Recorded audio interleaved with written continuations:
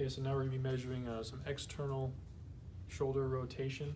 So we have the towel underneath the arm to make sure that the humerus is kind of in line with the glenoid fossa. It's not dipping down too low or anything. So Eric, when you are ready, I'm going to have you move your arm up to about 90 degrees here. So we have the patient in this position to make sure gravity isn't affecting them too much. So when you are ready, Eric, I'm going to have you move your the back of your hand down to the floor, and I'm going to measure my goniometer with the fulcrum being at the olecranon process, the distal arm being at the ulnar styloid process, and the stationary arm being pointed toward the ground. So when you're ready, I'll have you move your back of your hand back toward the floor, okay? As far as you can with a comfortable range. Perfect. So from here, got the olecranon process perpendicular to the floor. I'm going to line this up with the ulnar styloid process. Okay. Go ahead and relax for me. So that is going to be about 77 degrees. For this, we would measure bilaterally to compare and make sure one side isn't different than the other, but the average range for this is going to be about 90 degrees. So he's a little bit limited, but nothing too serious. In terms of compensating for this, a lot of times patients will move their elbow inward, doing some horizontal adduction to kind of get some more external rotation. So you just got to make sure the elbow isn't moving up too high or anything's moving too much aside from the arm being toward the floor, I guess. Okay, so now we're going to be doing a scapular adduction depression test. To where for this, we're first going to test out the lower trap, which is innervated by the spinal accessory nerve with nerve roots C2 through C4. For this, I'm going to have you, Eric, move your hand up above you and kind of extend upward like this, trying to move your scapula in towards your spine and down. Okay, so we'll try the right side first here. Perfect. Go back down. Any pain at all with that? Nope. Okay, we'll go with the left as well.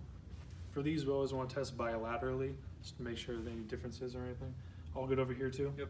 So we're going to try and apply some pressure onto the right one first.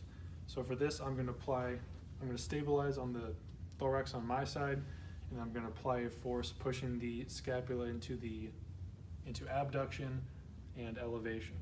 Okay, so whenever you're ready, I'll have you lift up your arm once again. Okay, so from here, I'm going to stabilize over here and push over here, so make sure and try to resist me.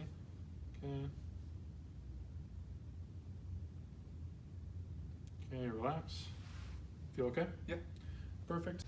So to get at least a grade of a 3, he would go through the whole range of motion with no pain, which he did successfully. Me applying moderate resistance would be a 4. Me applying maximum resistance would be a 5. To where if he's not able to complete the full range of motion, but he's still able to move partially through it, that'd be a grade of a 2. It's going to be in the same position for gravity minimized, so we don't have to change anything. A 1 would be a palpable contraction at the lower trapezius, to where no contraction, no movement is going to be a 0.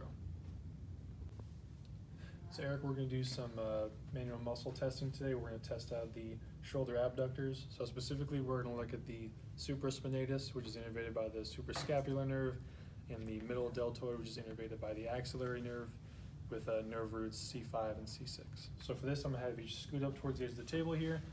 We're going to have your arms straight down to the side with your thumbs pointing out. We're just going to try to lift them up to the side, as long as there's no pain at all with that. Came back down. Any pain at all there? No. So that is at least a 3. If he wasn't able to complete the full range of motion, we would then put him in a gravity eliminated position. So he would be on his back with a towel roll behind him, reducing some of that friction as he's just sliding across the table. But he's at least a 3, so I'm going to apply some resistance instead. So I'm going to have you sitting down just like you are, arms at 90 degrees. We're going to move him up to the shoulder height. And from there, I'm just going to apply some resistance at the elbow to see how strong the muscles are, okay? So if you want to lift up this side first, I'm going to stabilize at the shoulder, make sure I'm not interfering with the deltoid activating. So I'm going to apply some pressure. You just try to resist me, okay? Mm-hmm. Perfect. Okay, relax. So he was able to resist maximum resistance, which is at least a 5,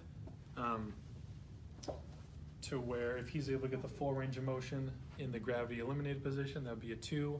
If you're able to feel palpable contraction, that would be a 1.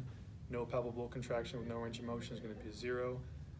3 would be he did the full range of motion. 4, I can apply moderate resistance against him and he can sustain.